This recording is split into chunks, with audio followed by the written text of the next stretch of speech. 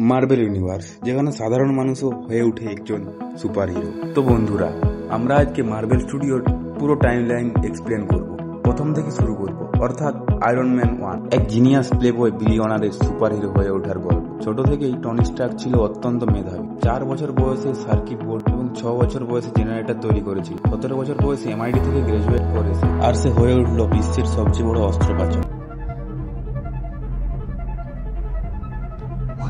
তো মুভির শুরুতেই টনি স্টার্ক, অর্থাৎ গল্পের নায়ক, মিসাইল প্রদর্শনীর জন্য আফগানিস্তানে এসেছে। এখান থেকে ফেরার পথে ঘটে সন্ত্রাস আক্রমণ। তার পাহারাদার সৈনিকরা একে একে মারা গেল। টনি, যে কিনা তার নিজের কোম্পানির মিসাইলের আঘাতে জখম হয়। এখন প্রশ্ন হচ্ছে, এই মিসাইল মারল কে এবং কেন? তারপর মুভিতে 36 ঘন্টা আগের দৃশ্য দেখানো হয়। এক অনুষ্ঠান চলছে যেখানে টনিকে উন্নত মানের অস্ত্র বানানোর জন্য পুরস্কার দেওয়া হয়, কিন্তু টনি সেখানে উপস্থিত না থাকায় টনির বাবার বিজনেস ফ্রেন্ড ওবার্টিয়া সেই পুরস্কারটি নেয়। এদিকে টনি এক ক্যাসিনোতে মজা করছে। সেখানে টনি এর বন্ধু রোডি সেই পুরস্কারটি নিয়ে আসে টনিকে দেওয়ার জন্য। টনি বলে, এইরকম আমার বাড়িতে আরো অনেক আছে, এবং ওই পুরস্কারটি একজন ব্যক্তিকে দিয়ে দেয়। তো নেক্সট সিনে টনির অ্যাসিস্ট্যান্ট পেপার পট টনিকে জানান যে তার ফ্লাইটের দেরি হয়ে যাচ্ছে। তখন টনি ব্যঙ্গ করে বলেন যে আমার ফ্লাইট যে কিনা আমাকেই ছেড়ে চলে যাবে। ও রওনা দেয় ফ্লাইট ধরার জন্য। সে তার বন্ধু রোডির সাথে অস্ত্র প্রদর্শনীর জন্য আফগানিস্তানে আসে।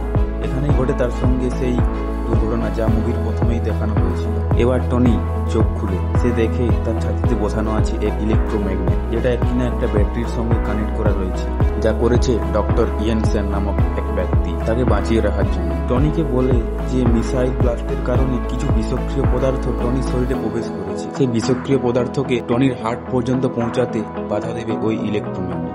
কিন্তু টনিকে জোর করে বন্দি করে রেখেছে সন্ত্রাসবাদীরা। তাদের দাবি টনিকে তাদের জন্য মিসাইল বানাতে হবে। টনি রাজি হলো ঠিকই, কিন্তু মনে মনে সে বানাতে শুরু করলো অন্য কি। এইভাবেই জন্ম নিল এক গুহার মধ্যে প্রথম আয়রন ম্যান স্যুট, যার নাম মার্ক 1। স্যুটটা বানাতে ইয়েনসেন টনিকে সাহায্য করলো, কিন্তু কাজ শেষ হওয়ার আগেই সন্ত্রাসীরা খবর পেয়ে যায় যে টনি মিসাইলের নামে অন্য কিছু বানাচ্ছে।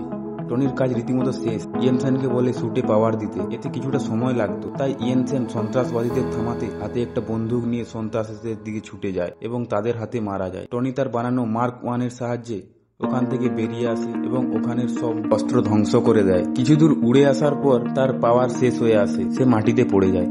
পরে আর্মি হেলিকপ্টার এসে তাকে উদ্ধার করে। এরপর দেশে ফিরেই টনি প্রথমে প্রেস কনফারেন্স ডাকতে বলে এবং ঘোষণা করে যে স্টার্ক ইন্ডাস্ট্রি আর অস্ত্র তৈরি করবে না, যা নিয়ে অনেক তর্ক বিতর্ক শুরু হয়। এরপর ওবার্টিয়া টনির সঙ্গে দেখা করতে আসে, বলে এতদিন ধরে স্টার্ক ইন্ডাস্ট্রি অস্ত্র বানিয়ে সুনাম করেছে, আর এখন ওটা বন্ধ করা উচিত নয়। এতে ব্যবসায় অনেক ক্ষয়ক্ষতি হবে। স্টার্ক ইন্ডাস্ট্রি একটি অস্ত্র বানানোর কোম্পানি, যদি তারা অস্ত্রই না বানালো তাহলে বানাবে কি? টনি বলে আর্ক রিয়েক্টর, এবং তার ছাতিতে লাগানো আর্ক রিয়েক্টর ওবার্টিয়াকে দেখা, যা রীতিমতো অবিশ্বাস, কারণ এটা শুধু থিওরিতেই সম্ভব, এটা শুধু কল্পনা মাত্রই সম্ভব, যেটাকে সত্যি করে তুলেছিল টনি স্টার্ক। টনি তার রুমে কিছু একটা করতে থাকে এবং পেপারকে ডাকে তার বুকে লাগানো আর্ক রিয়েক্টরটা চেঞ্জ করে উন্নত মানের আর্ক রিয়েক্টর লাগানোর জন্য, আর পুরনোটা পেপারকে দিয়ে দেয় এবং বলে যে এটা পুরনো হয়ে গেছে, এটা তুমি ফেলে দাও। ওদিকে সেই সন্ত্রাসবাদীরা টনির বানানো মার্ক 1 এর ধ্বংসাবশেষ খুঁজে সংগ্রহ করতে থাকে। টনিও নিজের বাড়ির মধ্যে একটা নতুন স্যুট বানানোর চেষ্টা করে। তার মাত্র 10% এনার্জি নিয়ে সে উড়ার চেষ্টা করলে তা তাকে ছুঁড়ে ফেলে দেয়। তারপর থেকে সে ঠিক করে যে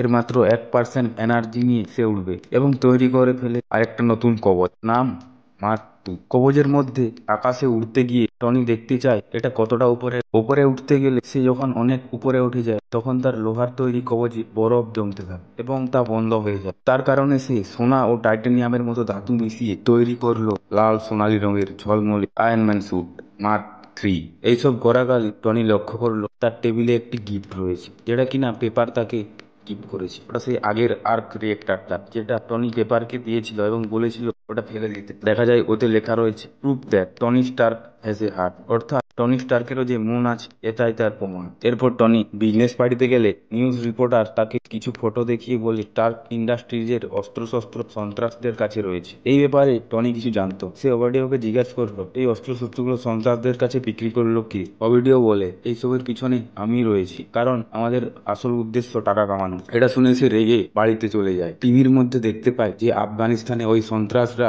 মানুষের উপর অত্যাচার করছে। তখন সে তার বানানো ঝলমলে আয়রন ম্যান স্যুট মার্ক 3 পরে আফগানিস্তানের উদ্দেশ্যে রওনা দেয় সন্ত্রাসবাদীদের উদ্দেশ্যে। ওখানে গিয়ে গ্রামের লোককে বাঁচিয়ে সমস্ত অস্ত্রশস্ত্র ধ্বংস করে দেয়, যা ছিল স্টার্ক ইন্ডাস্ট্রিজ এর বানানো। সে ওখান থেকে ফিরে আসার সময় ইউএস আর্মি দেখতে পায় কিছু একটা উড়ে আসছে তাদের দিকে। দুটো জেট তার পিছনে। দুর্ঘটনার দ্বারা একটি জেট ধ্বংস হয়ে যায়। তখন টনি তার বন্ধু রোডিকে ফোন করে বলে যে এটা আর অন্য কেউ নয়, এটা সে নিজেই এই কবজের মধ্যে রয়েছে। পরের দিন ঘটনা চাপতে রোডি প্রেসের সামনে বলে যে ট্রেনিং এর জন্য একটি জেট প্লেন ক্র্যাশ করে গেছে।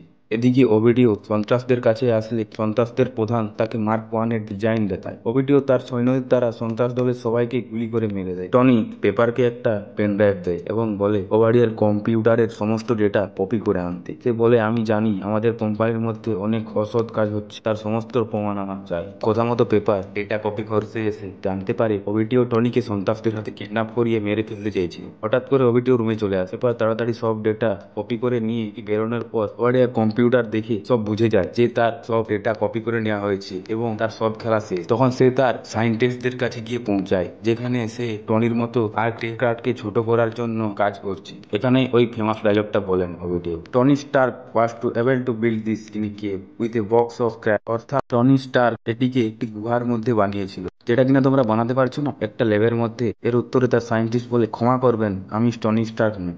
তো সবাই তো আর টনি স্টার্কের মতো ইন্টেলিজেন্ট হয় না। আর ক্রেপ্টারকে ছোট করে বানাতে পারেনি বলে সে টনির বাড়িতে এসে টনিকে অচেতন করে দেয় এবং তার বুকে লাগানো আর্ক রিয়েক্টারটা খুলে নিয়ে চলে যায়। কিছুক্ষণ পর টনি কোনো রকমে সেই পেপারের পুরনো আর্ক রিয়েক্টারটার কাছে পৌঁছায়। এদিকে পেপার সমস্ত কিছু প্রমাণ পাওয়ার পর শিল্ডের এজেন্টদের নিয়ে ওবিডিওকে গ্রেপ্তার করতে যায়। ততক্ষণে ওবিডিওটা টের পেয়ে তার বানানো বড় আয়রন ম্যান স্যুটের মধ্যে প্রবেশ করে ফেলে এবং সে পেপারকে বলে তোমাকে আর আমাদের দরকার নেই। তাকে গুলি করতে যাবে এমন সময় টনি এসে তাকে বাঁচিয়ে নেয় এবং তাদের মধ্যে শুরু হয়ে যায় প্রবল ফাইট। টনির স্যুটে পাওয়ার কম থাকার কারণে সে হেরে যাচ্ছিল, কারণ তার কাছে রয়েছে পুরনো আর্ক রিয়েক্টার। ওবাডিওর কাছে রয়েছে নতুন উন্নত মানের আর্ক রিয়েক্টার, যা থেকে সে বেশি পাওয়ার পাচ্ছিল। কিন্তু টনি স্টার্কও হার মানার লোক নয়। সে জিতে তার বুদ্ধি দিয়ে। সে উপরের দিকে উড়তে শুরু করে আর ওবাডিও তাকে মারার জন্য তার পিছু নেয়। টনি জানতো ওবাডিওর স্যুট লোহার তৈরি, তাই সে অনেক উপরে উঠলে টনির মার্ক 2 এর মতো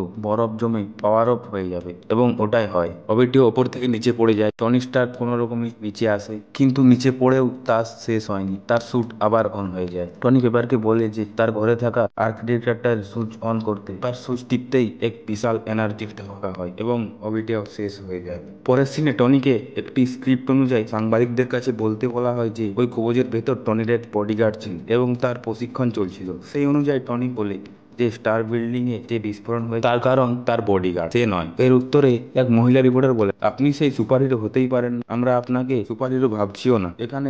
এখানে টনি সেই সবার পছন্দের ডায়লগ বলেন Tony Stark, I am iron man. এরপর পোস্ট ক্রেডিট সিনে দেখানো হয় নিক ফিউরি অর্থাৎ শিল্ডের এজেন্ট, যিনি টনিকে অ্যাভেঞ্জার্স নামক একটি সুপারহিরো দলের কথা বলেন। তো বন্ধুরা, এখানেই শেষ নয়, বরং শুরু মার্ভেলের সূচনা আয়রন ম্যানকে দিয়ে, যা 2008 সালে মুক্তি পেয়েছিল। মুভি মুক্তির আগে পর্যন্ত আয়রন ম্যান ছিল মার্ভেল কমিকের একটা সাধারণ সুপারহিরো, যার লোকপ্রিয়তা প্রায় ছিল না বললেই চলে। কিন্তু মুভির পর রবার্ট ডাউনি জুনিয়রের অভিনয়ে আয়রন ম্যান চরিত্রটি হয়ে ওঠে এক জনপ্রিয় চরিত্র।